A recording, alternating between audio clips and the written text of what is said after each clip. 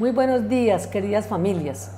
Continuando con nuestro programa educativo, hoy vamos a tocar un tema que muy seguramente les va a permitir a ustedes darle respuesta a una pregunta que infinidad de veces se han hecho.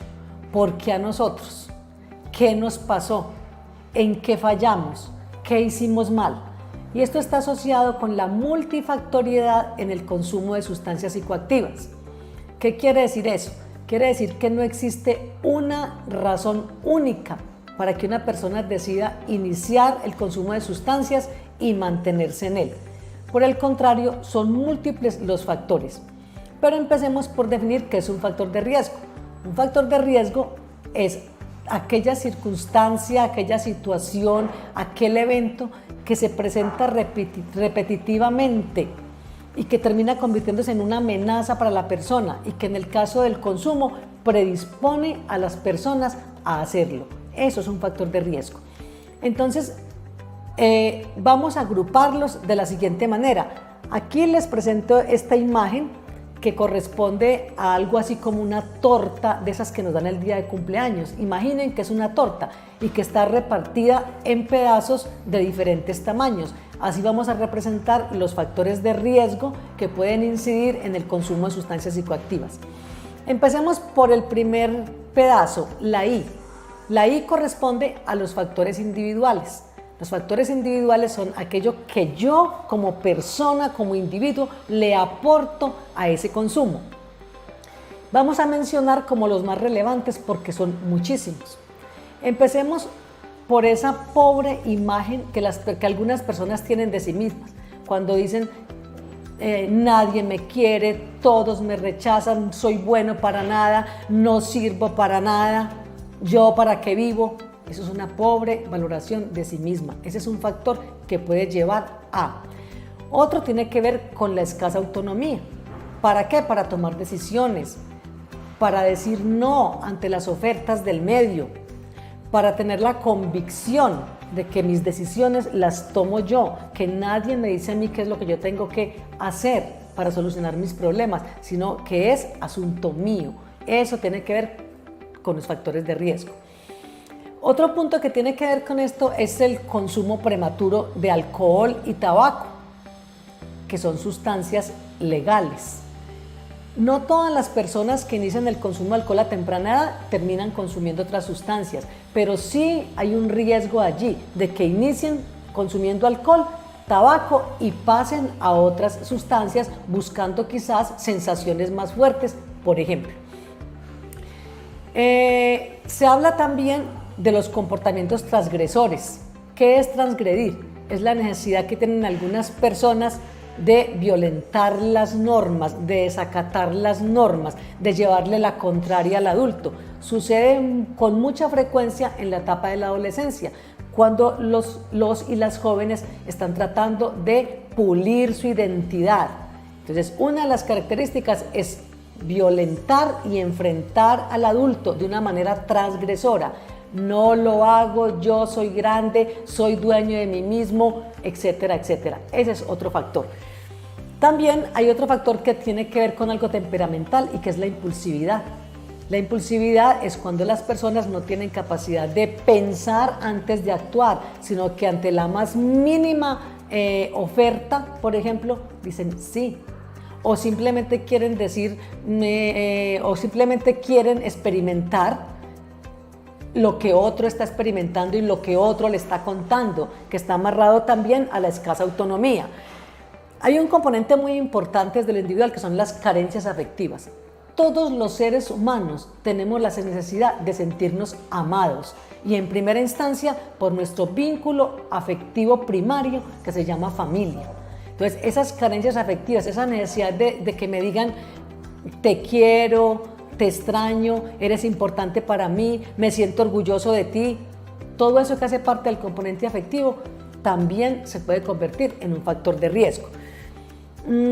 Hay otro que también tiene que ver con la personalidad y es la necesidad de reconocimiento y aprobación.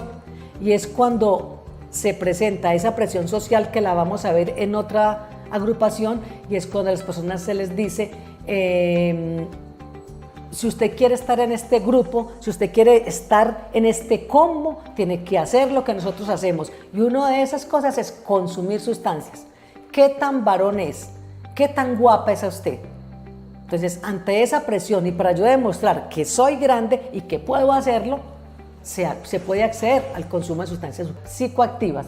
Si seguimos mencionando, vamos a encontrar cualquier cantidad de factores. ¿Por qué? Porque en este tanque afectivo que se llama corazón se almacenan cualquier cantidad de sentimientos, cualquier cantidad de cosas positivas y de cosas negativas.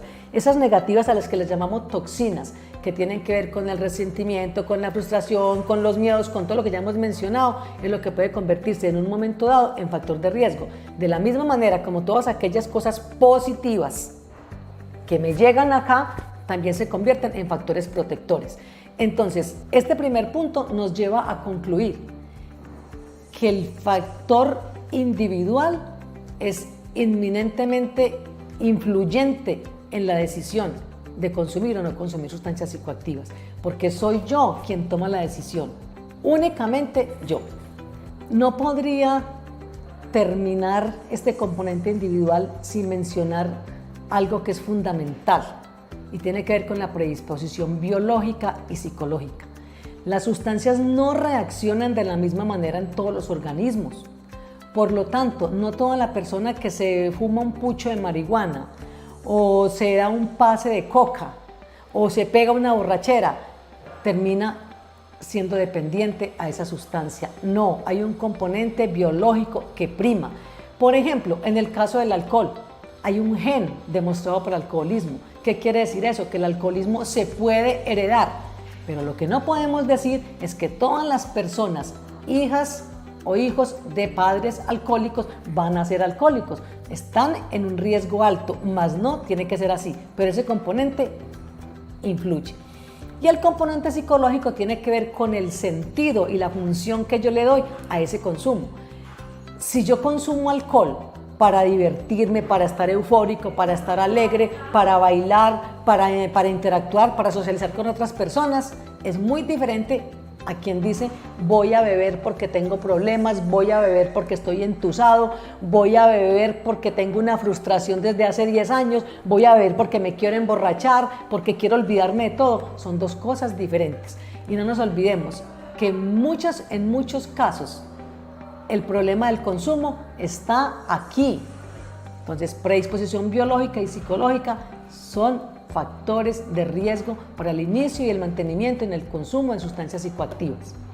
Muy bien, ahora vamos a hacer referencia a otro componente de la torta, a otro pedazo de la torta, y tiene que ver con la existencia de las drogas, con la disponibilidad de las drogas en el medio. Sin embargo, las drogas todas han existido, existen y van a seguir existiendo. Y si las drogas tradicionales como el bazuco, como la marihuana, como el alcohol llegaran a acabarse, el mismo hombre se va a ingeniar otras para salirse de su realidad, para lograr los mismos propósitos. Es decir, que las sustancias están en el medio. ¿Y por qué se convierten en factor de riesgo? Porque es mucho más factible que una persona consuma un producto donde lo hay que donde no lo hay. Por ejemplo, en una zona bananera, lo más seguro es que muchas personas van a consumir banano. Pero en una zona donde no llega la heroína, o aún no ha llegado, porque se da el caso de regiones donde no ha llegado la heroína, pues las personas van a consumir otras sustancias y no heroína. Entonces, la disponibilidad va siempre a estar allí. Soy yo quien tiene que decir cómo me relaciono con esas sustancias, si las consumo, si no las consumo, si las uso, si las abuso, soy yo. ¿Por qué? Porque todas las sustancias que conocemos no tienen vida. La vida la tengo yo. Entonces la decisión es mía. De tal manera que la oferta influye, pero soy yo quien acepto o no acepto la oferta que hay en el medio.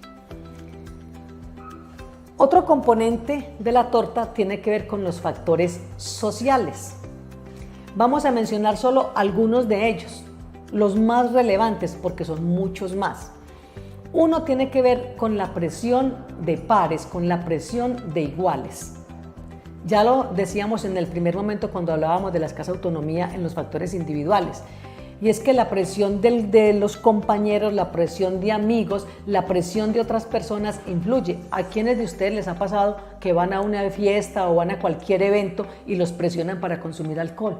Tómese un traguito, no sea zanahorio. ¿A qué vino pues? ¡Qué pereza, tan amargado! Tómese un traguito. Y ante esa presión vamos cediendo a tomar uno y luego otro y luego otro. Asimismo pasa con otras sustancias. Por ejemplo, cuando el amiguito del colegio le dice, tiene problemas con esos cuchos, está mal en el colegio, se la tienen montada, no, qué pereza, lo tienen prisionero en su casa, venga, métase un porrito, una sopladita, eso no le va a pasar nada, tranquilo, mira, a mí no me ha pasado nada, llevo como 3 años haciéndolo. Eso puede influir, eso se llama presión de pares. Otro punto que tiene que ver es la identificación con consumidores, que va amarrada a lo anterior. Si mi mejor amigo consume sustancias, yo puedo tener un mayor riesgo de consumo que si no lo es. La identificación con consumidores no solamente va para los amigos, va para padres, para tíos, para hermanos, incluso para educadores. Si yo me identifico con esa persona, me gusta, me agrada compartir con ella y esa persona consume sustancias, yo puedo correr ese riesgo.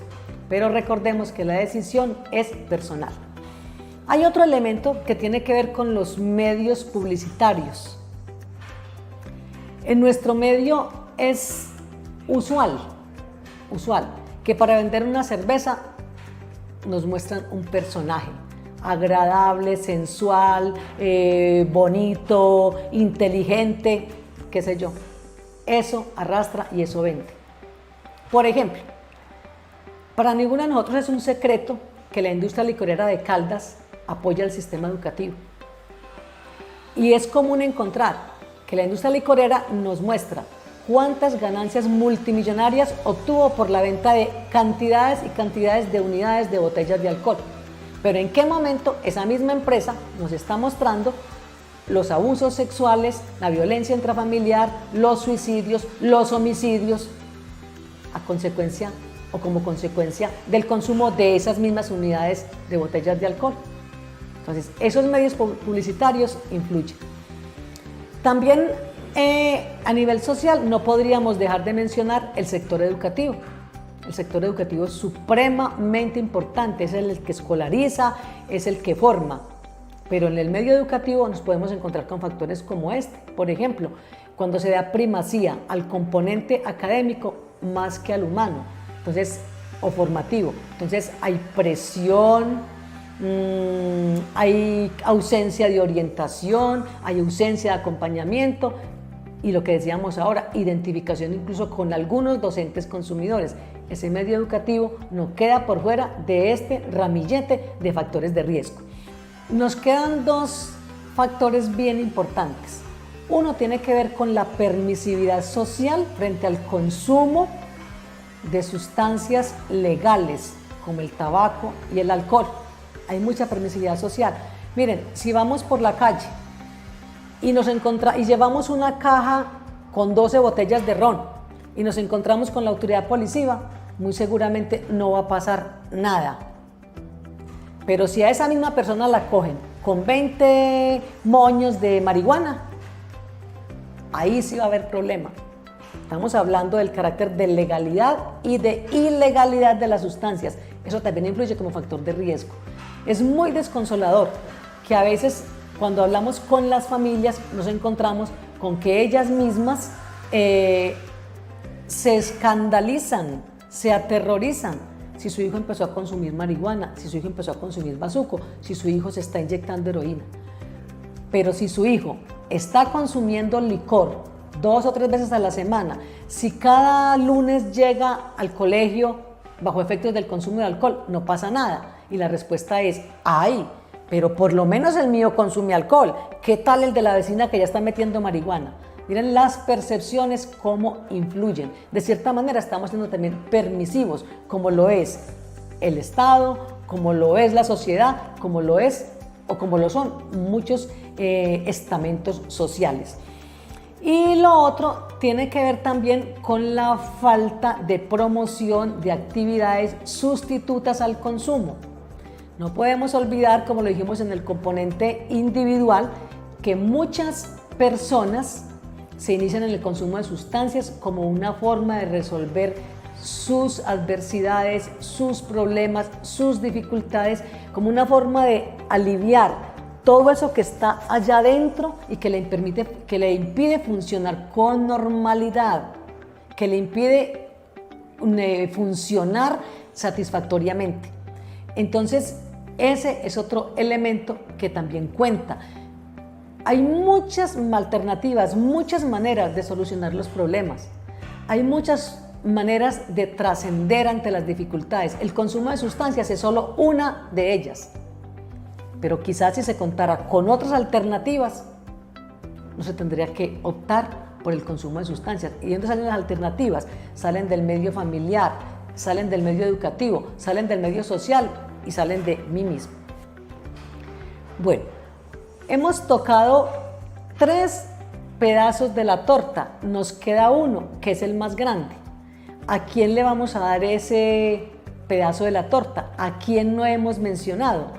No hemos mencionado a ese componente tan importante que se puede constituir en factor de riesgo, pero que también se puede constituir en factor protectivo del consumo de sustancias, y tiene que ver con la familia.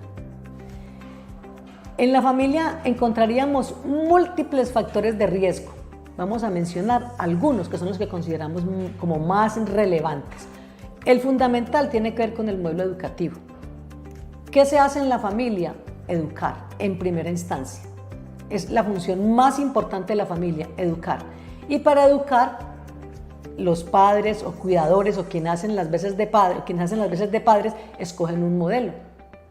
Por ejemplo, si hablamos de cómo se maneja la autoridad en los hogares, podríamos hablar que hay hogares permisivos y o sobreprotectores, donde todo el tiempo se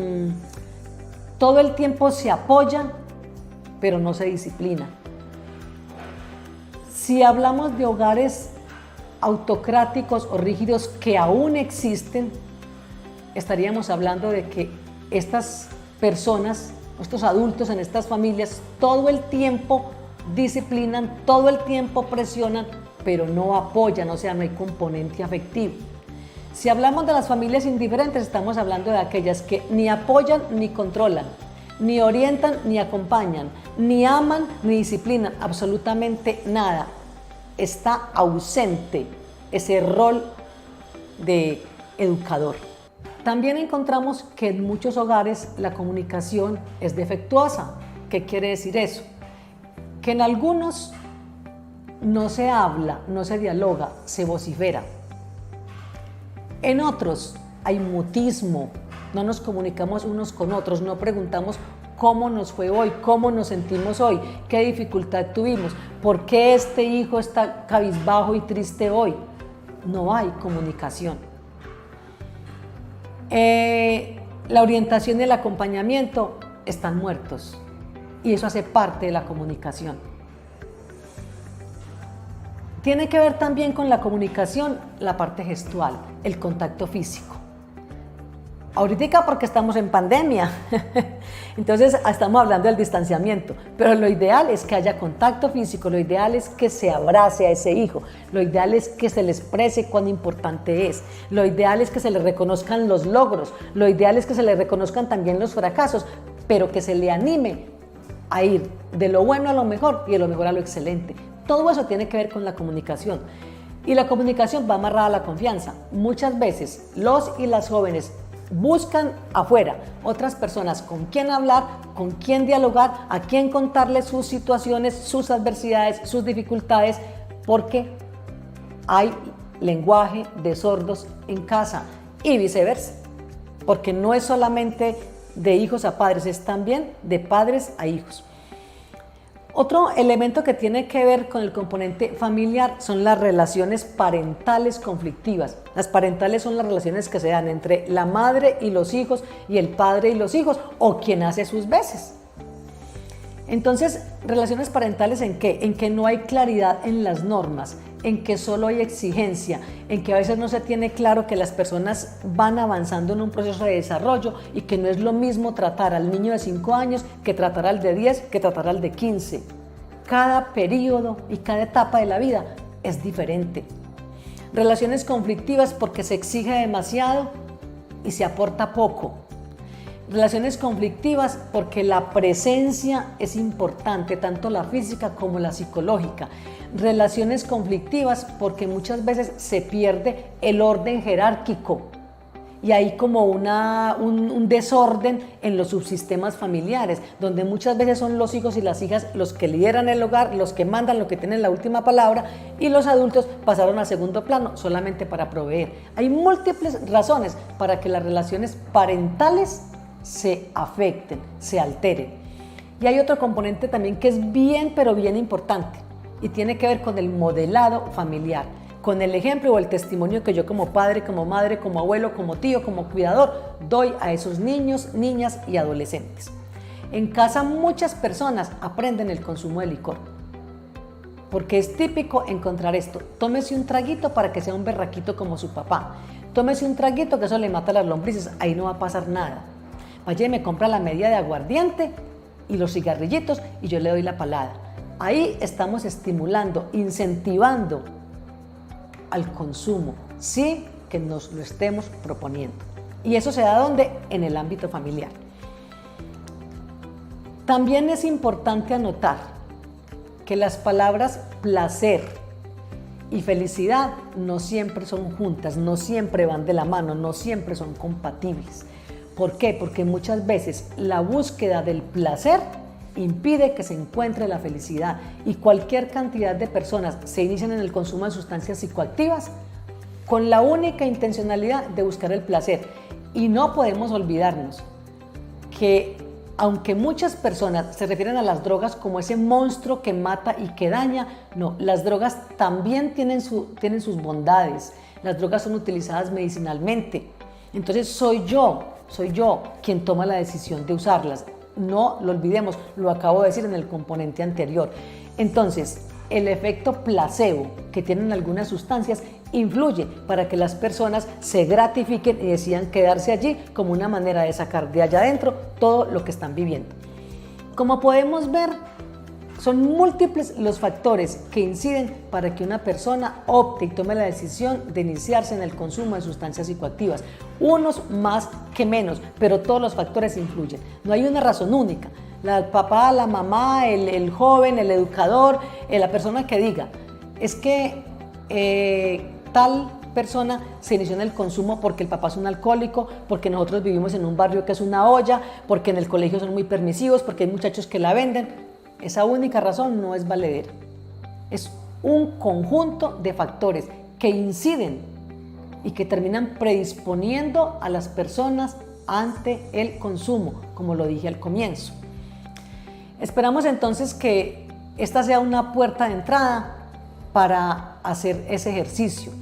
Tengamos siempre presente que cuando yo mostré el pedazo más grande de la torta a la familia, no estoy queriendo decir con eso que las familias sean culpables por los problemas de sus hijos y por los problemas que ellos causan en la sociedad o en diferentes estamentos sociales. No. Repetitivamente lo he dicho. Es decisión individual. Ya los efectos y los daños que vienen después, que generan dependencia, es otra cosa. Pero inicialmente es mi decisión. Por eso, padres, madres, adultos y cuidadores, desculpabilícense. Ustedes no son culpables. No obstante, sí son corresponsables. Esa torta nos está mostrando la corresponsabilidad social que hay frente al consumo de sustancias psicoactivas. Factores individuales, oferta de las drogas en el medio, factores sociales y factores familiares. Recordemos que juntos es más fácil.